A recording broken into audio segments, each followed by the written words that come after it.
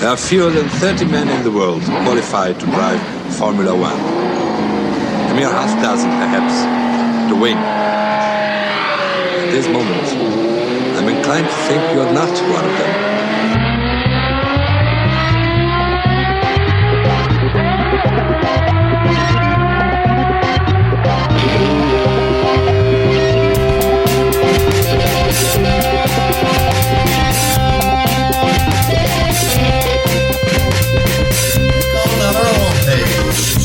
No, you want to. Keep up the good work, and there you have it. There you go.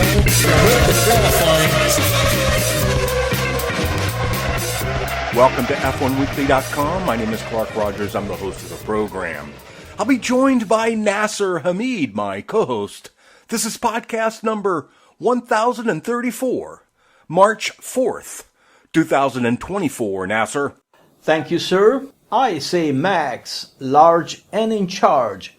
He can go 55. Christian Horner is gingerly free of all charges. Maybe not so fast. Jos the boss throws him under the bus.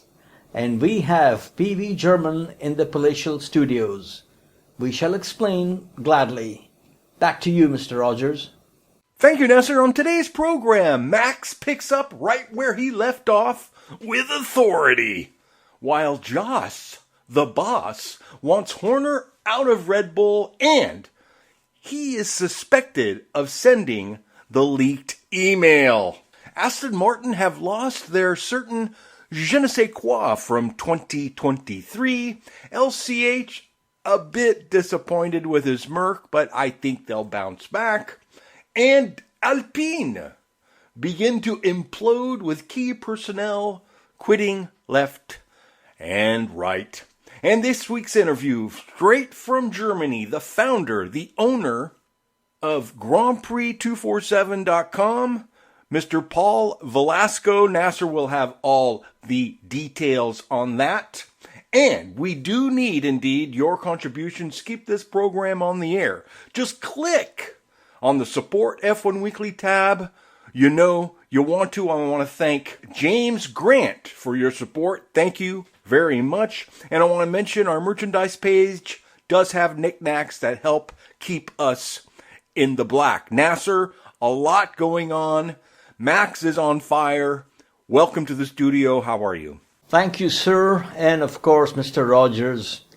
Before we get into racing action, a few words before Games Without Frontiers and War Without Tears, if there is such a thing.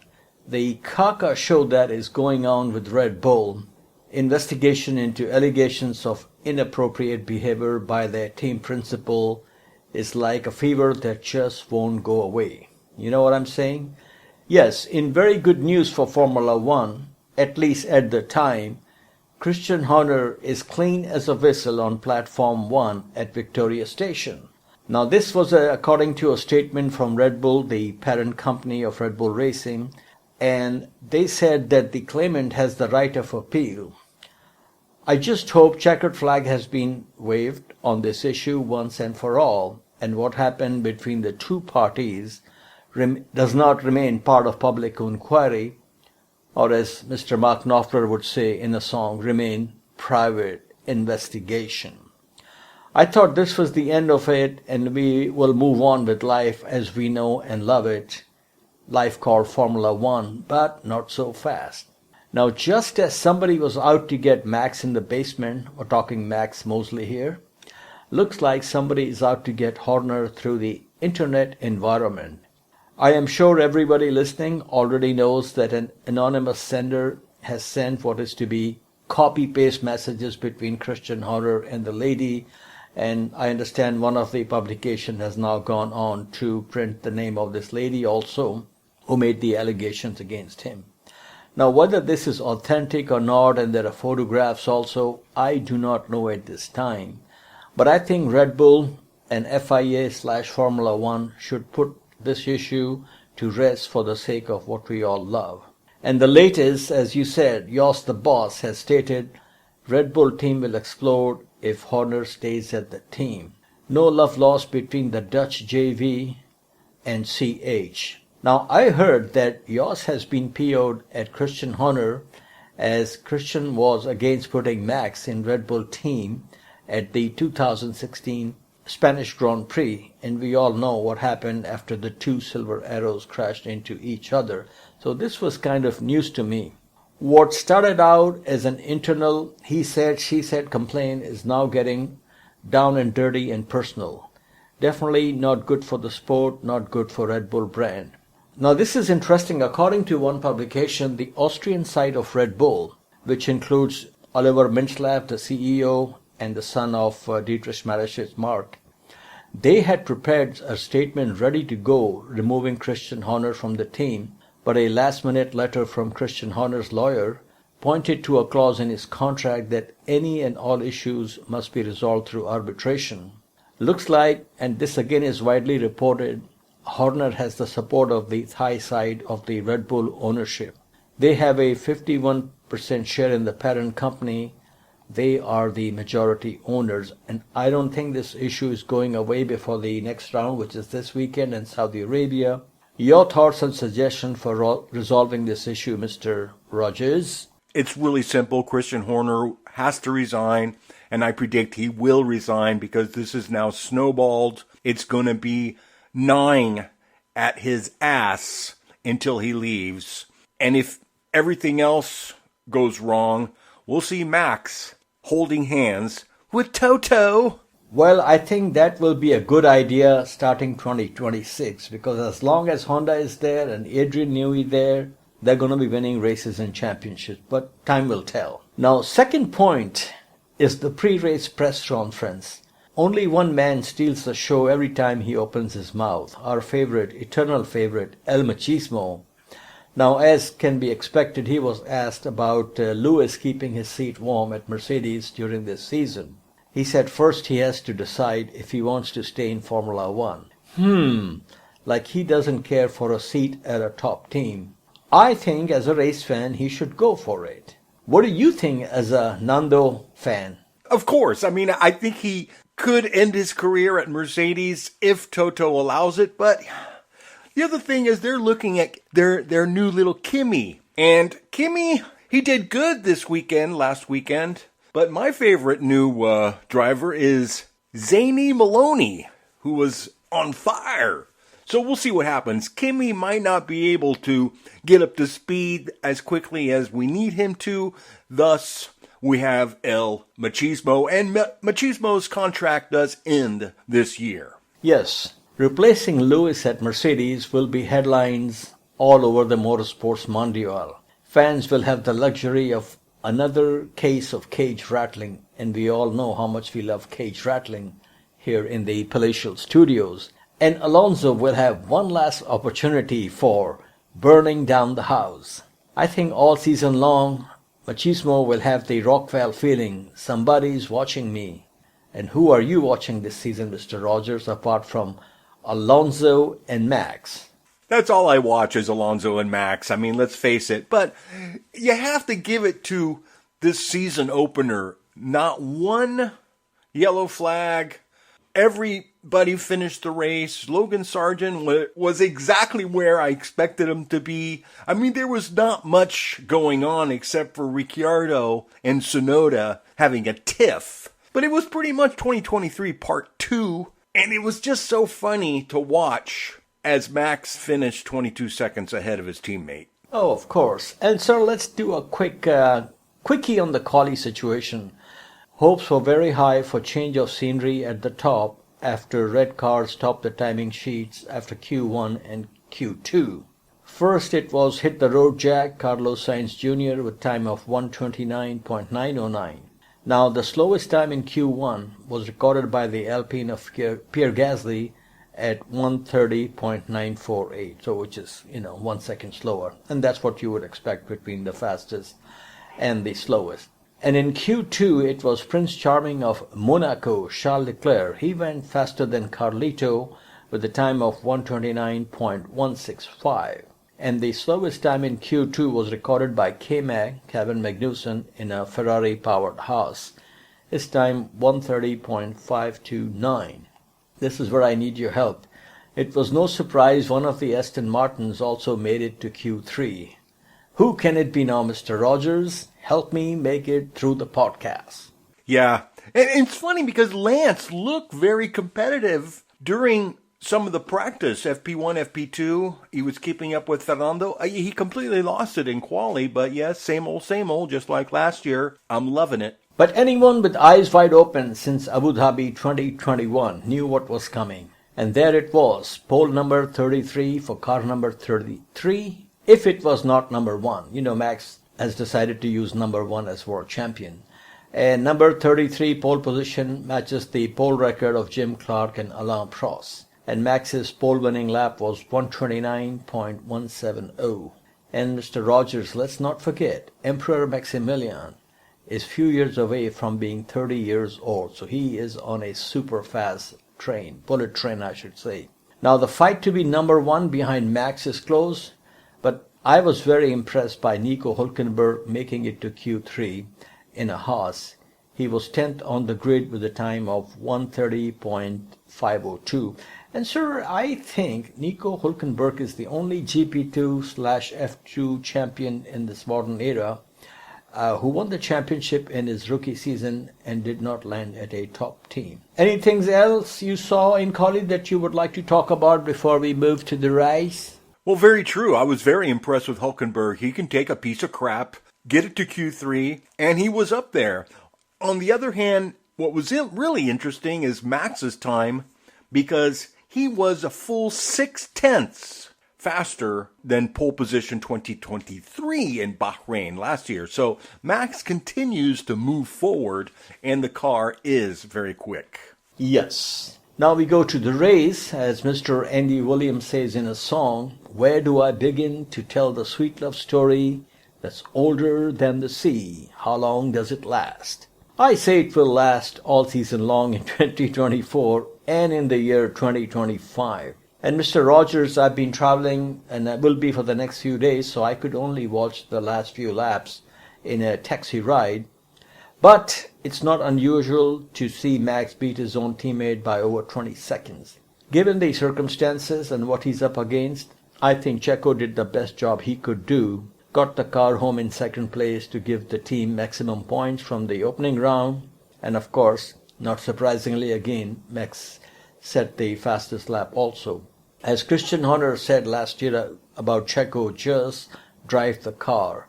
That car is good enough for a podium finish on a bad day. The question is, why give yourself race weekend meningitis in trying to beat Max or trying to reinvent the car every weekend, as Dr. Marco complained of Pierre Gasly. You're not going to beat Max. It's as simple as that. Now, as someone once said, Adrian Newey can see the wind flow, and I think it was Will Buxton who said that. He has definitely done his mojo once again. And again, no surprise here. I think their 2024 package, at least from one showing, is so strong, Red Bull can win the Drivers' Championship with Checo if Max switches to Polo in Saudi Arabia. Now, Maestro Fangio believed in winning the race at the slowest speed, while Jim Clark thinking was murder them at the start. And that's what Max has done after race 1. He has removed every team's Pandora box from the paddock. Now the real scary part is, and this is just my personal opinion, I think even if Ferrari and Mercedes put on the grid equally competitive cars against the Red Bull, advantage is still with Max. He is damn good, very aggressive as and when required, and on a serious hot roll. I just cannot see anybody, including Lewis and Alonso, beat him to the championship, or if all cars are equal. Maybe they can beat him in a few races for sure. Now, speaking of LCH, after quali the team said they had to sacrifice quali pace for race setup. This to me was Oxford Greek. Translation to simple English was, our car is not as fast as Red Bull, or for Hammy haters the translation was, Lewis is not as quick as Max. And who can argue with this situation given the race-winning situation that Red Bull and Max has been putting, and Lewis has not won a race since 2021. Max is definitely cool hand Luke of Formula One these days. What we have here is a failure to compete. Let's look at the suffering of the chain gang. His own teammate in the same car was 22 seconds behind. As someone said on the interweb, sorry for the fans in the grandstand to wait so long for the runner-up. And actually somebody posted on YouTube, one of those, who had a video or a cell phone video that he took of the checkered flag being waved for Max, and then it is a long, long wait for the second car. Third man on the podium, riding a prancing horse, was 25 seconds behind. Now this is which was interesting for me.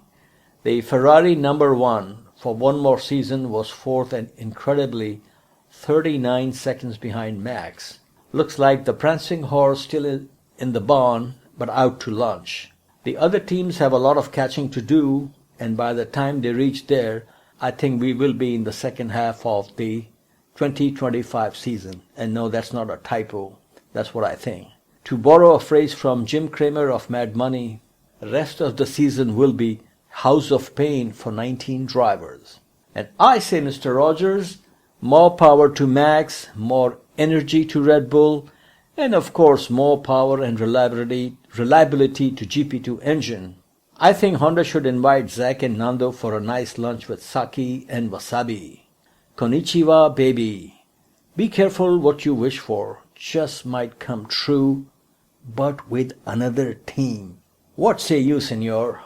I still think that there's a chance for other teams to win, especially Ferrari. Ferrari looks like they had a quick car. And, Leclerc, I think eventually is going to get a reputation of always whining and complaining, using that to have an excuse on why he can't perform while his teammate is kicking ass. So I'm not sure what's going on. They need to settle it. I think Leclerc is a bit hammered, no pun intended, with Hamilton coming over next year. It's already eating at his gut. People are uncomfortable. So there's a lot of discomfort everywhere. Red Bull, Ferrari. I don't know what's going on at Mercedes, but with Lewis Hamilton and his last season there, that's going to get really touchy and feely, and he'll be left out of a lot of technical meetings in a few months. So it's going to be a strange season. And yes, Max will dominate. And we should get used to it because 2026 is still a few moments away. Yes, sir. And speaking of Leclerc's teammate, Carlos Sainz Jr. is on his way out of the team at the end of the season. So it was good to see him on the podium. And I'm sure his agenda for rest of the season will be to beat his teammate and land himself a good ride for 2025. And I remember how impressive Carlos Sainz was when he joined Ferrari. He hit the ground running. Leclerc finished fourth. After the race, he said he was happy with the pace of his car, and I agree with you, him and Ferrari and Carlos sooner or later will win a race or two. But according to Mr. Leclerc, he was struggling with brake issues, especially in turns 9 and 10. The top Mercedes was fifth, and it was not even LCH. George Russell, who rattled the cage of his then teammate Valtteri Bottas at the same track some years ago, crossed the finish line 46 seconds behind the race winner. Now that is some distance. And that was the top five. Then came Norris, Hamilton, and Piastri. The golden boy of Briatore and muy macho hombre de Viva España, Dios of Clark Rogers, Fernando Alonso. He collected 2 points by finishing ninth, only 1 minute and 14 seconds behind the new Super El Machismo Max. Whatever happened to their form from last year? The final point from 10th place went to the hardest working man in Formula One. I was very impressed. Daddy's little Jim Clark, also known as Lance Stroll. Now every driver outside the points finished a lap down except for Logan Sargent, who was 2 laps down at the end of the race. Chinese driver Guan Yu Zhou was 11th. His teammate Valtteri Bottas was 19th after a Ferrari-style long pit stop. Haas drivers finished 12th and 16th, K-Mag and Hülkenberg respectively. Ex-team principal and many people's favorite Gunther Steiner was in the paddock as a reporter for German network, and he was asked if he had run into team owner Gene Haas, who was apparently also at the race, and the answer was no. Visa Cash App RB cars were 13th and 14th. Daniel Ricciardo ahead of Yuki Tsunoda, and they had their own issues on the cool-down lap, but what do you expect from Yuki? Alex Albon was 15th for Williams. This once proud team and very successful team has now become the English version of Alpine. And I have to say, oh Claire, where have you gone? Sir, talking of Ricciardo and Tsunoda's situation, do you have any comments on that? Well, everybody expected RB to all of a sudden be the dark horse and might be competitive. Guys, they're still in Faenza, Italy. It's really still minority, so everybody just relax, especially Zach Brown. They are not the Red Bull team. They're not even close to the Red Bull team, even though they do get access to some tech wizardry. Definitely not a threat for anybody, so I don't know why everybody was crying about that. And Alpine, they're here to make Williams look good. Yes, absolutely. Now, you know what is interesting of all that's going on? Red Bull adopted the concept Mercedes gave up after 2 years of trying, and they have hit the ground running and stomping all over the competition from round one. Now, one wonders what upgrades will do to RB20. I just hope we don't see the embarrassment of third man on the podium being a lap down on Max at the end of a bone-dry race. And speaking of your fellow Francais team, Alpine, I think they are on the Tom Petty program, free fallen. Their latest L-plan, I don't know how many L-plans they have gone through, is spiraling down after both Esteban Ocon and Pierre Gasly finished a lap down. One driver finishing a lap down, you can come up with some excuse, but both very bad. But wait, there's more. Here comes the news right after the race. Both technical director Matt Harmon and head of aerodynamics Dirk de Beer, who is very well known in the F1 circles, have submitted their take this job and shove it notices. Both are expected to leave the building next month. And I say, bonjour, Monsieur Michael Andretti. Please pick up the white courtesy phone, or maybe it's the French Racing Blue courtesy phone. Mr. Rogers, would you like to see Renault CEO Luca Di Meo pull the plug and take Alpine team out of its misery? Why not? I mean, I'm a big Renault fan, but really Renault as a company has really gone in the electrification mode in terms of regular transportation. And for some of these companies, even Mercedes, I mean, building these PUs or power units becomes a little passé because the road cars are doing nothing but electricity. So it's weird. It's a strange shift in the automotive world historically, and we'll just have to keep our eyes open and see what happens. But Formula One racing might have some issues in the very near future, even though electrification is waning a little bit and people are taking a second look at the hybrids. So, to be honest with you, I have no idea what's going on. Yeah, and what do you make of what happened with the only Amerikanski in Formula One, Logan Sargent? I'm not sure. And when you saw Williams seeing what he had just done, I mean, he just sort of stopped in that runoff area. I'm not sure why. It was like he had a brain fade, and then all of a sudden he came back to life and he rebooted himself. But you could tell, I saw that face at Williams, and you could tell, did we make the right decision? I think the biggest problem here is nice guys finish last. And I know they were being nice to Logan, and he's going to have another season, but I don't think it's going to add up to a big pile of beans. Yeah, you know, last year one can say he was rookie and Formula One is so tough and lack of testing, which is all true. But he has done over 20 races. This year he cannot have any excuses. And I have a feeling that if he continues with this way, then I will not be surprised if he gets the Nick de Vries treatment from Williams, even though there's a lot of money coming in through his family connections. But we wish everybody all the best. Hopefully he can get it going. But I really just cannot see him catching up to challenge Alex Albon, his teammate. I concur. And on that note, Nasir, we need to take a little break. We've got a big interview coming. So, folks, we'll be back after these brief messages. Hi, I'm Marcus Ericsson. You're listening to F1 Weekly. Welcome back to F1Weekly.com. Clark Rogers here, your host. And now, as we spin the globe and go around the world with Motorsports Mondial, with the king, the Swami himself, Nasir Hameed. Thank you, sir. And Formula 2 and Formula 3 seasons also started in Bahrain. So let's take a look at last frontier before the promised land of Formula 1, which will be Formula 2. Interesting story here.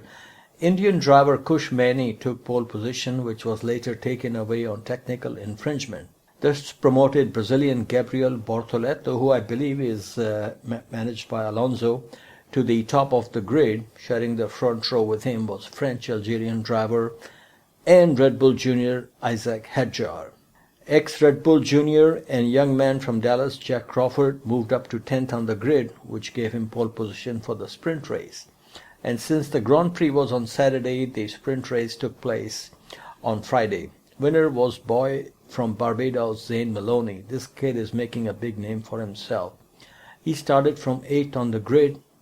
Jack Crawford from Dallas was second, and Spaniard Jose Maria Marti was third man on the podium. Feature race, double the pleasure for Maloney.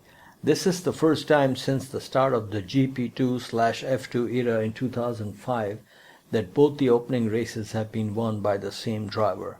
So keep up the good work to Mr. Maloney. And just as a point of reference and factoid on GP2, Habidas, the first ever race was won by Heikki Kovalainen, and the first ever champion was Nico Rosberg, and that would be in 2005.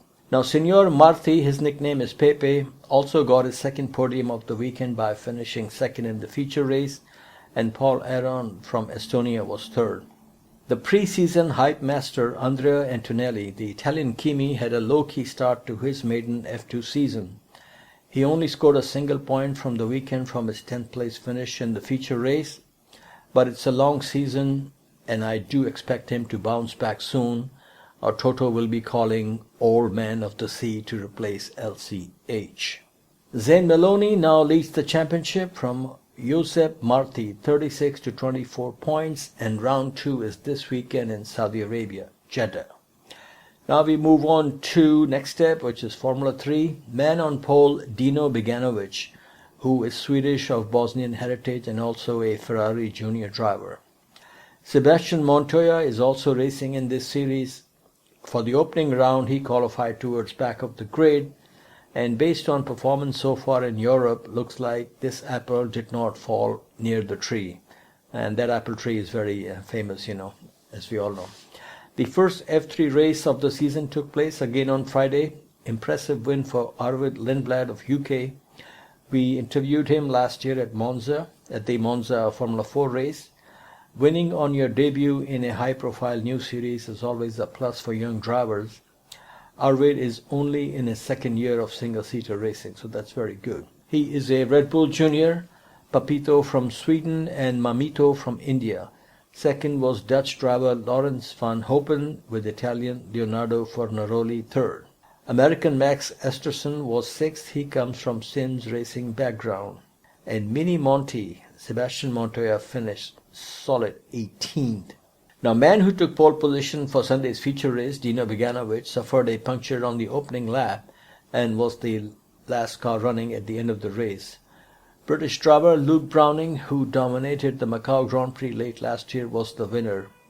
Aussie mate Christian Mansell was second. German Tim Tramnitz was third man on the podium. And Mr. Lindblad, Arvid Lindblad, winner of Friday's sprint race, was eighth.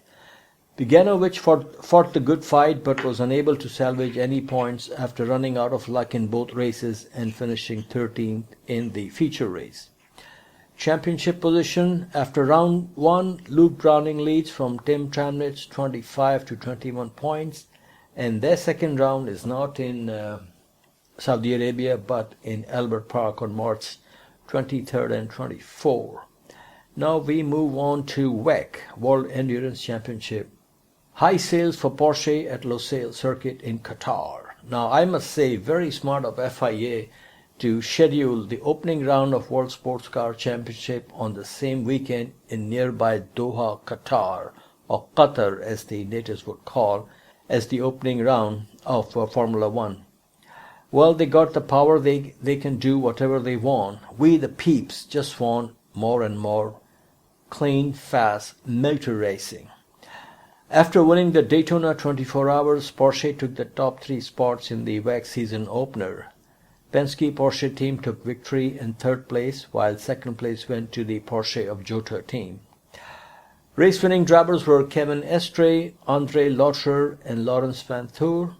2nd place went to Will Stevens, who once upon a time drove in Formula One with Caterham, along with co-driver Callum Ilott, who last year drove in IndyCars, and French driver Norman Nathoo.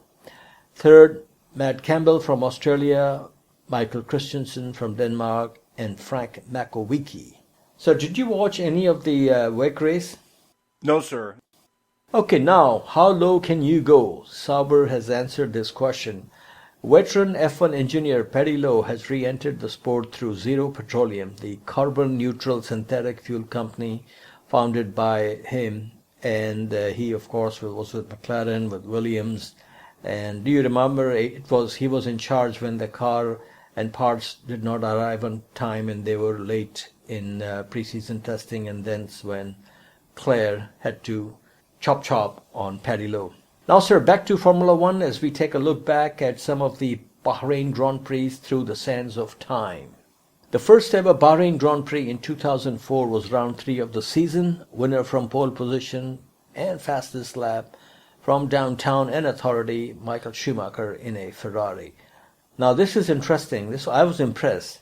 There were 20 drivers in the race. Of those 20 drivers, only one of them is still racing in Formula One. And who can it be, Mr. Rogers? The most machismo of all machismos. Very true. In 2005 and 2006, the race winner would go on to take the title also at the end of the season, driving for Renault. And the same hombre did a Mario and Arnaud in Bahrain in 2010. And of course, we're talking about Alonso again. He won on debut for the red team, which Mario Andretti did in 1971 for Ferrari at Kyalami. Mansell did his mojo for the red team in Rio 1989, and later on, the Finnish Kimi Raikkonen would also go on to win on his debut for Ferrari in 2007. Felipe Massa is the only non-European winner of the Bahrain Grand Prix, taking back-to-back victories for Ferrari in 2007 and 2008. In 2009, the race was won by double diffuser dynamo Jenson Button driving for Braun GP. No race in 2010 as the natives were getting restless over human rights and other political issues, which we don't want to get into. Okay, sir, now it's time for us to play part 1 of our chat in Berlin with Mr. Paul Velasco, a very interesting character from South Africa of Portuguese descent, and now living in Berlin. I would like to thank him very much for taking me to Avos racetrack. We had a great time, enjoyed some great cuisine, and then I was at his house when we did this conversation. It's a long, detailed conversation. I thank him very much for his time, and today we're going to play part 1. So here we go. Okay, folks, I'm here in Berlin, wishing I was riding on the metro, but we have somebody more exciting on board today. Let's say Guten Tag to Senor Paul Velasco. Amigo, welcome to the crazy world of F1 Weekly. How are you today? Hey, Nasir, how are you, mate? First of all, thank you very much. It's been quite a roller coaster ride since you and I made virtual contact, and now you're here in the flesh, and it's amazing. I'm absolutely honoured and pleased to have met you, obviously, and but I'm more than that. I'm honoured to be able to be talking to you on a podcast that I've only, honestly, and I'm going to put my hand on my heart, I should have discovered a long time ago. But you guys aren't doing a good job at marketing. But anyway, with such fantastic memories and such fantastic interviews, and to be among legends of the sport that you've interviewed, for me is it's kind of like, it's surreal, actually. Meeting people like you is what we call flash for F1 fantasy. It's a great meeting you also. Now, you are serious Mr. International, living in Berlin, originally from South Africa of Portuguese descent. When I've been going to your website, Grand Prix 247, for quite a while before we connected, and I just had an inkling that you were Portuguese-speaking Brazilian. So give us a little background on little PV growing up in South Africa. Okay, yeah, well, was born in Mozambique from a Portuguese family, and my grandparents immigrated to South Africa, and when my mom and dad split, we ended up in South Africa, and this was before the revolution, actually, so it wasn't like we were forced out. We just basically immigrated like one did, because South Africa was a very good country in terms of prospects for people in that time. So we ended up in South Africa. So in terms of my upbringing, I grew up there, I went to school there, I did my military service there, and I began my career as a photojournalist and a motor racing photographer in that period that I was in South Africa. So yeah, very much so. Like I said, a Portuguese immigrant living in South Africa and benefiting from the good life at the time that we did, and among those things was motorsport. Now in 1971, your mom and granddad take you to your first Grand Prix, and the winner is an American driver. How old were you, and what do you remember most from that day? Okay, I remember nothing, but I've seen the photographs, so that's what actually sparks the memory. But I do know that we were on the outside of barbecue, because the whole of Kyalami used to be surrounded by scaffoldings, and although there were grandstands that were permanent, but there was a lot of gaps in the space, pretty much like Watkins Glen in the 70s. People built scaffoldings, the cars right up against the fences. And I remember being in barbecue, which wasn't the best corner to be, because the cars come flat out through there. But when I say I remember, there's photographs of me standing by a fence, there's my mom barbecuing with my granddad, and so that was my first introduction. And I know my mom was very thrilled to have Mario Andretti on the grid, because women didn't really follow Formula One like they do these days with social media and that. It was more like, oh, he's so dashing, I hope he's fast. And I think she was a Mario Andretti fan, and that's, oddly, he won that race. So it was, there's a sort of like a weird karma going on, but there we go. First race I ever went to, and I have evidence of in terms of photos that I've seen, although I can't remember, is the 1971 South African Grand Prix. Very good. Now, in 1973, not sure if it was mutual epiphany, both of us discovered a new religion, the ideology of high-pitched screams and saints like Peterson, Fittipaldi, Stewart. Tell us about your first introduction and falling in love with Formula One, since you don't remember much from Kyalami 71. Yeah, no, it was Christmas when I basically got this book. It was the John Player Special sort of year in review, 1973. And I spent that whole school holidays between Christmas and January learning every page of that book. So although I didn't start at the very beginning of the 1973 season, because I don't remember that far back, I know that when I got that book on the 25th of December 1973, I didn't put it down.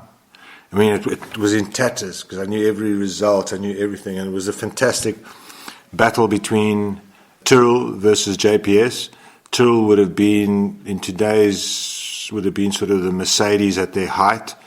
JPS would be Red Bull, and they'd be flinging it out with four great drivers, with Emerson Fittipaldi leading the JPS charge with Ronnie Peterson, his number two, and Jackie Stewart leading the charge with Tyrrell, Subvert, his teammate, who was going to be the heir apparent. Anyway, what transpired was that whole tale was just an incredible season. So I can't say I lived Subvert's death, although I was aware of it, because I do remember the talk of Subvert's death, which was just in October, I think, was just before Christmas when I got the book. And then reliving all these things and rereading that, it was like watching a DVD all the time, but you're just reading. And it's etched in my mind, some of the great races, some very tragic races, where we really, in 73, Nasir, you'll know, man, so many people died, so many drivers, and tragically. That was the year that I was baptized. Now, from the 73 season, for me, the one thing I cannot get out of my mind from that season is what happened on Saturday at Watkins Glen, Sivert getting killed. Is there a particular moment, good or bad, negative or positive, or few moments that stands out for you? In terms of what? Anything from the 73 season? 73 season, What comes to your mind? Immediately, Roger Purley walking away in desperation from Roger Williamson's burning car and urging the marshals, and that footage. Oh yes. That to me, that immediately is 1973 to me. Yeah. It was horrific. It was absolutely horrific.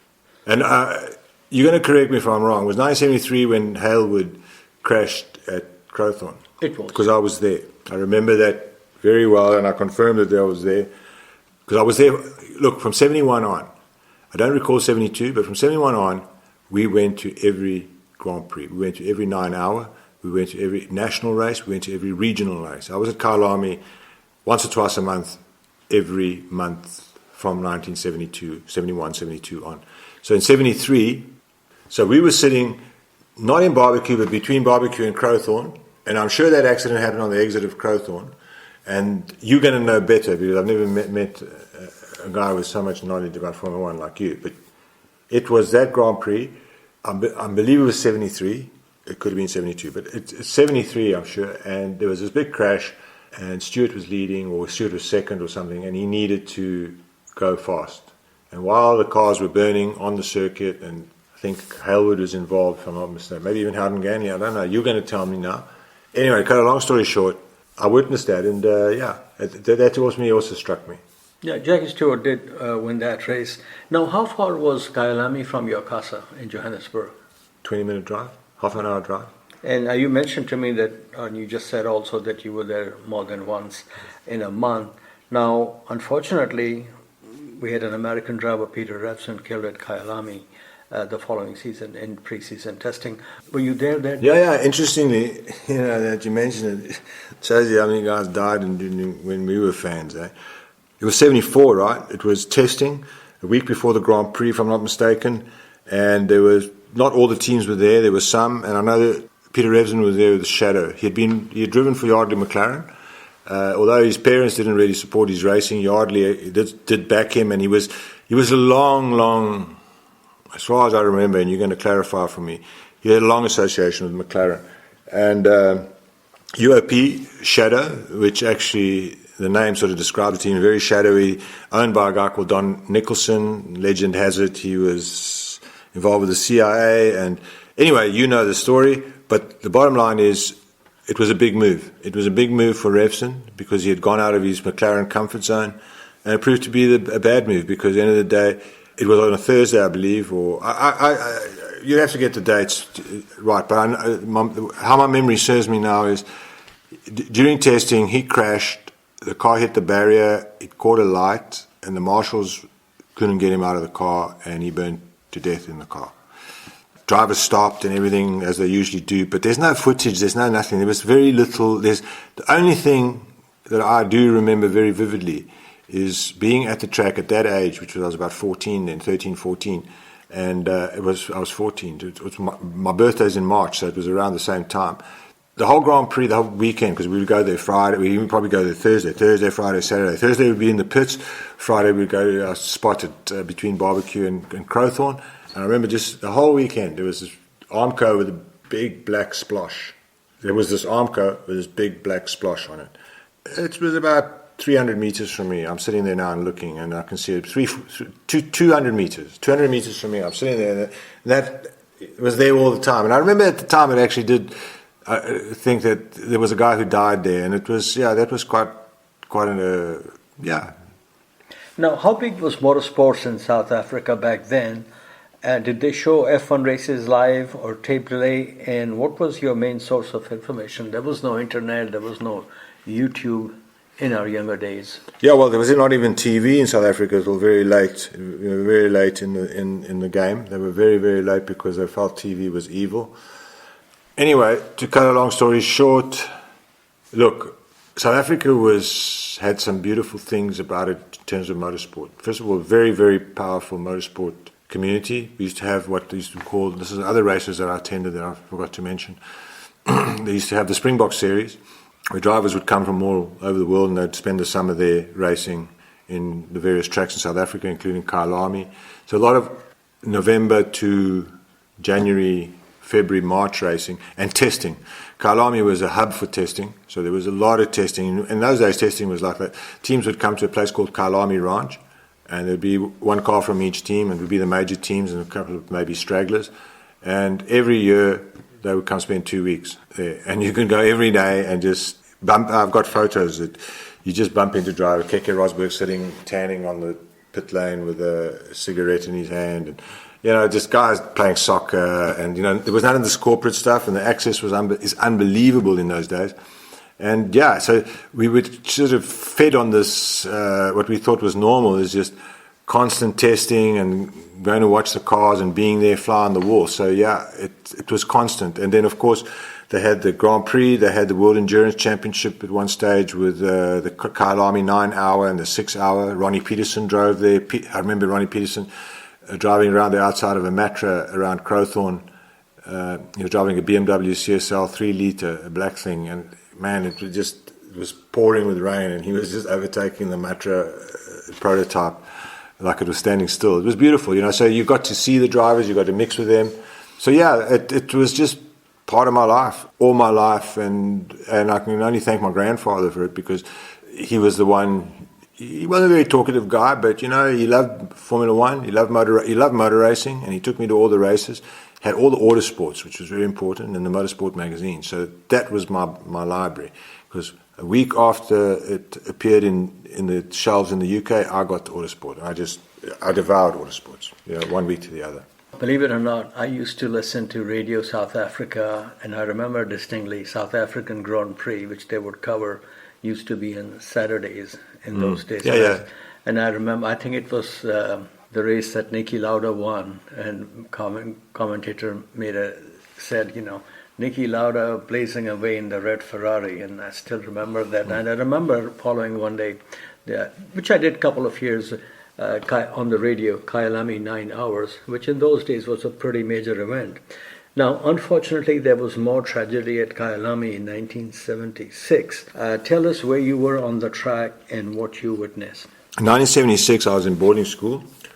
I was 16 then, and most of my mates were 16. Carl Axman, Graham Hope, Graham Gentile, Sean Mulvaney, Elias de Gouveia. I remember them all. And we basically, my friend Carl Axman, his dad was a car dealer, so we had this VW Combi. We called it a Combi. It was like a microbus.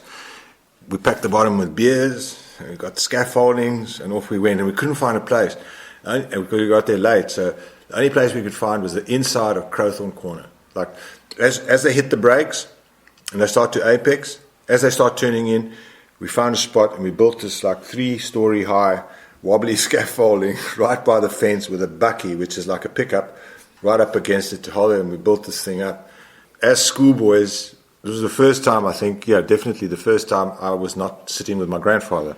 I was actually sitting with my mates. And anyway, Grand Prix on. Suddenly, you hear this noise and scratching and stuff, and you don't even see anything. Boom!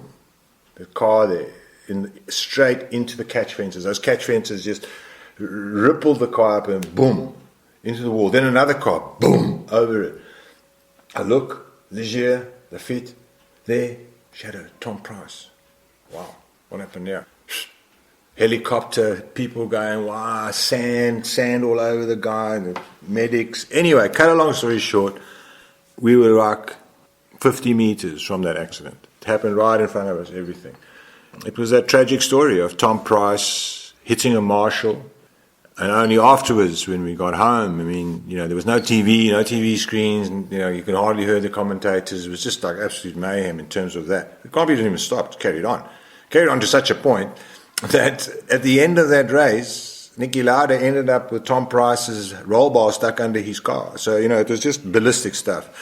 And in terms of us, we only later realized what actually happened. And I think when the thing happened, no one knew for minutes, I would imagine, from reports, that the marshal was hit. And basically what happened is Renzo Zorzi, in a shadow, sponsored by the mafia, actually, that shadow team was Ambrosini, which was a whole big another scandal.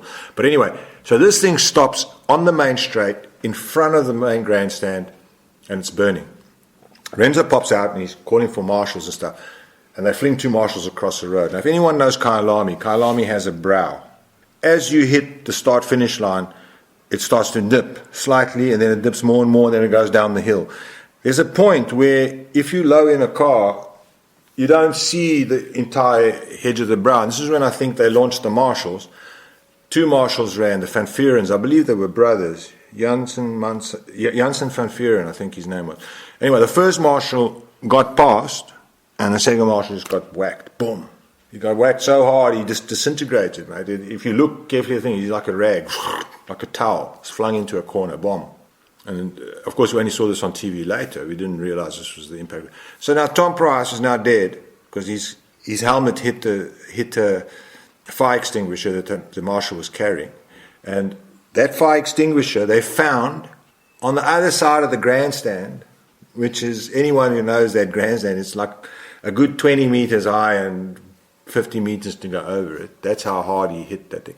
Then the shadow went and hit the barrier about 300 meters from where we were, and then came back onto the track, on the inside of the track, came back onto the track, and just narrowly missed Lafitte, and boom, boom, boom, it's all chaos thereafter. So that was it, another death, it's like... And you are in that famous picture that was taken at the track when he is...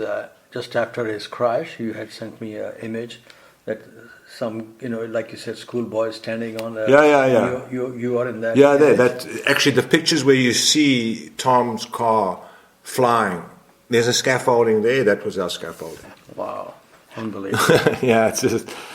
Okay, now, the race was won by Niki Lauda, and many years later in 2013, while you were working at the Dubai Autodrome, you mentioned this to him when he and Adrian Newey came to the track.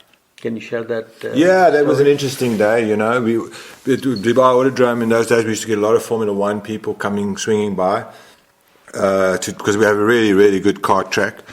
Kartdrome. If you're in Dubai, you've got to go to the Dubai Kartdrome, you've got to go to the Autodrome.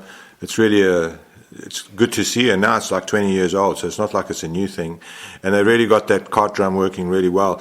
And of course, its reputation preceded itself, and Niki Lauda arrives there with Adrian Newey's son, and a couple of other people from Red Bull. And we got talking, and, Niki obviously went on the kart. Now, there's a rule in that Kartdrome, and David Bright, who was the manager who took over from David Terry and who started the track, but David actually insists, and it was a rule, you have to wear a race suit provided by the Kartdrome to get on the track. Niki said, no, I'm not going to do it. So he's the only guy I know to this day who went on the Kartdrome with short sleeves, a polo shirt and jeans. And he did some laps, and then afterwards Adrian Newey and his son did some laps. But while they were doing those laps, I told Niki that James Hunt's McLaren was actually in the pits in our garage, and he said, let's go see it. So off we went and we saw it. And it was an interesting moment. We talked about that incident. He talked about the roll bar. Actually, he was the one who verified it for me. I've seen it in photos before.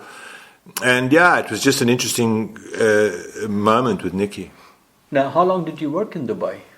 Dubai, I arrived there in 2004 as the photo director of Gulf News. I spent 3 years with them. And then from 2008 until 2016, I was the communication manager at Dubai Autodrome. Cool. And at that time, how developed was the local motorsports scene? Because I know it's very big now. They have Grand Prix, a few in that area. And I've been to the Abu Dhabi Grand Prix a few times. You hardly see any locals there. In terms of young kids who come and take part, do you see a growth in interest among locals who are born and raised there, not from other parts of the world? Well, I think you have to tackle this in two issues. First of all, when I arrived, the racing culture just arrived, and Dubai Autodrome was built. It was a magnificent facility, one of the nicest racetracks I've ever seen, actually, and driven, to be honest. And not that I've driven many, but of the drivers, I know it's a favorite. And this track emerged in the desert. I think initially it was with Grand Prix aspirations, but it was a Grade 1 track that had to be built as part of a program with a property developer called Union Properties. And they developed the track and they built it and they spent a lot of money on it. And but there was no grassroots motorsports organized, etc. Apart from rally and off-road, which had some sort of infrastructure, the whole infrastructure for racing on tracks was pretty much non-existent. And Dubai Autodrome kind of led that with the local scene. and try to build the local scene.